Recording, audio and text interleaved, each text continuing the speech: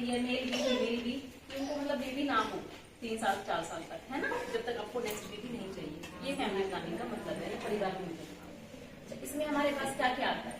इसमें सबसे पहले हमारे पास गोलियां आती हैं, है ना, इंजेक्शन आते हैं, तो इसके बारे में थोड़ा सा हम आपको बता देंगे। ये सबसे पहले छाया की गोली होती है, हफ्ते में 2 दिन लेनी होती है, शुरू के 3 महीने तक। 3 महीने बाद ये गोली हफ्ते में 1 हो जाती है, ठीक है। बहुत ही इजी है, जैसे कोई सोमवार वीरवार ले रहा है तो हर सोमवार वीरवार 1 गोली लेगा 3 महीने तक, 3 महीने बाद हफ्ते में 1 हो जाएगी सोमवार सोमवार। और सबसे अच्छी है ये, इसका कोई साइड इफेक्ट नहीं है। जैसे जो अभी अभी मदर बनी है, अभी अभी डिलीवरी हुई है, तो उनके लिए बेस्ट ऑप्शन है ये छाया की गोली। ये आप सब अपने आसपास के उसमें ही बता सकते हैं सबको, क्योंकि नॉलेज होती नहीं ना इस चक्कर में फिर। इसके बाद आती है हमारी ये मालाइन की दवाई। ये मालाइन की दवाइयाँ हर रोज 1 गोली रात को लेनी होती है, रोज रात को 1 से 3 मिनट ऐसे इस हिसाब से पीरियड के फर्स्ट गोली शुरू करनी होती है, रोज रात को 1 गोली ऐसे लेनी है। इस हिसाब से जिस दिन आपको ये खत्म हो जाएगा फिर नेक्स्ट दिन से नेक्स्ट साइकिल। तो ये भी बड़ी अच्छी दवाइयाँ हैं, जो कि मतलब बेबी नहीं फैलता है इसके खाने से, मालाइन से। इसके बाद आती है हमारे पास अंतरा का इंजेक्शन, ठीक है। अंतरा का इंजेक्शन महीने में, अंतरा का जो इंजेक्शन है ये एक इंजेक्शन 3 महीने तक काम करता है। एक टीका लगवाया और ये 3 महीने तक फ्री। इसका मतलब साल में 4 बार ये टीके लगे, है ना, उससे आपको मन में खतरा नहीं रहेगा प्रेग्नेंट होने का। ये भी बहुत अच्छा आता है इंजेक्शन। इसको पीरियड्स के जैसे है तो पीरियड्स के 3rd 4th तरीके लगा सकते हैं, या जिसकी डिलीवरी हुई है तो 40 दिन के अंदर पहला इंजेक्शन लगवाना होता है, अंतरा बोलते हैं इंजेक्शन। इसके बाद और सबसे अच्छा है विकल्प कोपर टीका। जैसे जो अभी डिलीवरी हुई है, डिलीवरी की होते ही तुरंत लेबर रूम में या ऑपरेशन थिएटर में कोपर टी लग जाती है। कोपर टी 5 साल और 10 साल तक की आती है। कोई एक जो है जिसका फर्स्ट बेबी हो रहा है वो 5 साल की लगवा लो, नेक्स्ट उनको जब भी 3 साल 4 साल की होती है तो निकल भी जाती है कोपर टी, ठीक है। इसके लिए मन में लोगों की भ्रांतियां बहुत होती हैं कि ऊपर चढ़ जाती है, ये हो जाता है, ऐसा कुछ भी नहीं है, ठीक। तो ये बहुत ही अच्छा है। इसमें देखो आपको कुछ खाना नहीं, दवाई है, जैसे कभी कभी लोग भूल जाते हैं, छोटा बच्चा होता है, डर रहता है ना, लेकिन इसमें ये एक बार लग गई तो अगले 5 साल तक या 10 साल तक जिनकी फैमिली कंप्लीट हो गई वो 10 साल की लगवा लो, 10 साल की फिर नेक्स्ट चेंज हो जाती है 10 साल बाद, ठीक है। तो एक बार लगने से 10 साल आपके आराम से निकल जाते हैं इजीली। इसमें बहुत ही अच्छी है, ठीक। उसके बाद आता है हमारा, अगर माँ ना यूज कर सके तो हस्बैंड हर बार फिर अपना कोंडम यूज कर ले, ये भी हमारे पास आती है, फ्री ऑफ कॉस्ट होता है, ठीक है। ये भी मेरे से ले जा सकते हैं, क्योंकि हस्बैंड समझदार है, हर बार यूज कर ले, तो ये भी बहुत अच्छा कॉन्ट्रासेप्शन होता है, ठीक। इसके अलावा हमारे पास ये आती है ई-पिल गोलियां। जैसे कभी कभी होता है कि बाई चांस इसको यूज किया, यूज करने के बाद वो फट गया, लीक हो गया, है ना, तो माँ को डेट कब आएगी, आएगी नहीं आएगी, प्रेग्नेंट तो नहीं हो जाऊँ, तो ये ई-पिल की गोली होती है, ये 3 दिन के अंदर अंदर लेनी होती है हस्बैंड के मिलने की। लेकिन ये हम कहते हैं कि हमेशा रेगुलर नहीं लेनी, बिल्कुल नहीं लेनी। अगर गलती हो जाए, लीक हो जाए, फट जाए तभी लेनी, अदरवाइज जस्ट एक ऑप्शन है कि हाँ भाई प्रेग्नेंट ना हो, ठीक है। लेकिन इमरजेंसी की ऑप्शन है, 72 घंटे के अंदर अंदर सुना होगा, ये गोली होती है 72 घंटे वाली गोली इसको बोलती है, ये भी आती है हमारे पास सप्लाई में, ठीक है। इसके अलावा आपके पास और कोई दूसरा एक परमानेंट मेथड तो सबको पता ही है, ये तो टेम्परेरी थे कि हाँ भाई थोड़े 2-4 साल निकालने हैं, ठीक है।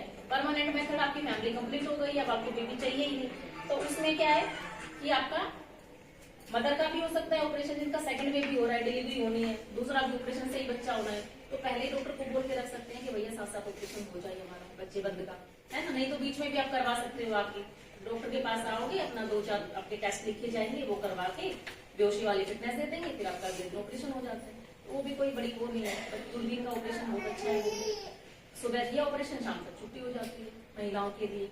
और इसके अलावा अगर महिला नहीं करवा सकती किसी कंडीशन में, तो पुरुष भी बिल्कुल करवा सकते हैं, ऐसा नहीं है। पुरुष का तो और बल्कि बिल्कुल 10-15 मिनट का मुश्किल से प्रोसीजर होता है, उसमें तो भर्ती भी नहीं होना पड़ता है पुरुषों को, तो है ना, बहुत ही अच्छा है। सर्जरी वाले डिपार्टमेंट करता है इसका ऑपरेशन, बट जो पुरुषों का है हस्बैंडी का, तो उसके लिए 1100 रुपए फिर सरकार देती भी है पुरुषों को, ठीक है। और कोई आपके मन में कुछ प्रश्न हो तो पूछ सकते हो। देखो फैमिली सबकी है, सबके ही घर में है ये चीजें, तो बहुत ही मोटा मतलब अच्छा टॉपिक है हमारा, इसलिए थोड़ा सा हमने आपको समझाने की कोशिश की। देखो जो साइड इफेक्ट ऐसा सच तो कुछ नहीं है, लेकिन हाँ इसको हम जब बहुत लंबा यूज नहीं कर सकते, 5 साल 6 साल तक नहीं कर सकते, 2-4 साल के लिए इतना ज्यादा नहीं है, थोड़ा सा ये हड्डियों को वो करता है, लेकिन टूल इसलिए हम लंबा देते भी नहीं इसको, 2-4 साल तक कुछ नहीं होता।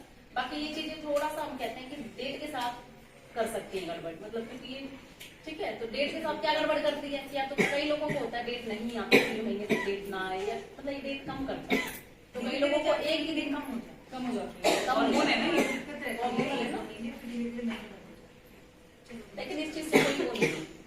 अब मैं आप लोगों को बताऊंगी पैप स्मीयर के बारे में। सर्वाइकल कैंसर महिलाओं में होता है, ब्रेस्ट कैंसर यानी छाती के कैंसर सबसे ज्यादा महिलाओं में पाया जाता है। उसके बाद जो दूसरा सबसे कॉमन कैंसर है वो सर्वाइकल यानी बच्चेदानी के मुंह का कैंसर है। उसको समय रहते हम पकड़ लें, क्योंकि वो जानलेवा हो सकता है, उसका इलाज में देरी ना हो, तो समय रहते उसको पकड़ने के लिए जांच होती है जिसे हम कहते हैं बच्चेदानी के मुंह के पानी की जांच, पैप स्मीयर उसको कहते हैं। 30 साल से ऊपर की महिलाओं को पैप स्मीयर हर 3 साल में कराना चाहिए, ताकि समय रहते सर्वाइकल कैंसर पकड़ा जाए और जरूरत होने पर उसका आगे का इलाज किया जाए। अगर उसमें कैंसर का थोड़ा भी शक आता है तो आप आगे आपका इलाज किया जाए। उसके लिए आप लोगों को पैप स्मीयर जरूर से कराना चाहिए 30 साल के बाद।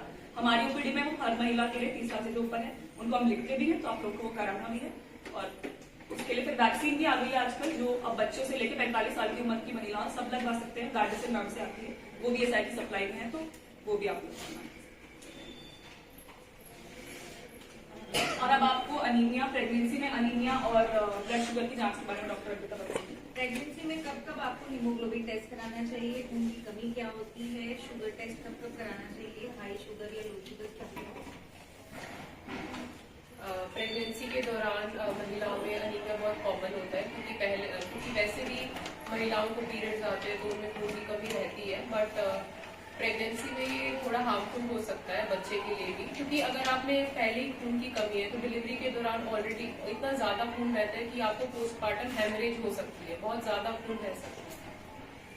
तो आपको जैसे आप दिखाने आते हो एंटीनेटल विजिट में, जब आप आते हो तो आप अपनी खून की जांच के लिए आते हो, तो जब आपके 3 महीने पूरे हो जाते हैं तो आपको हम आयरन की दवाई चालू करते हैं। अगर आपका 11 तक हीमोग्लोबिन रहता है तो हम आपको एक दवाई देते हैं, लाल रंग की जो दवाई होती है, और किसी का अगर 11 से कम होता है तो उनको 2 दवाई लेनी होती है।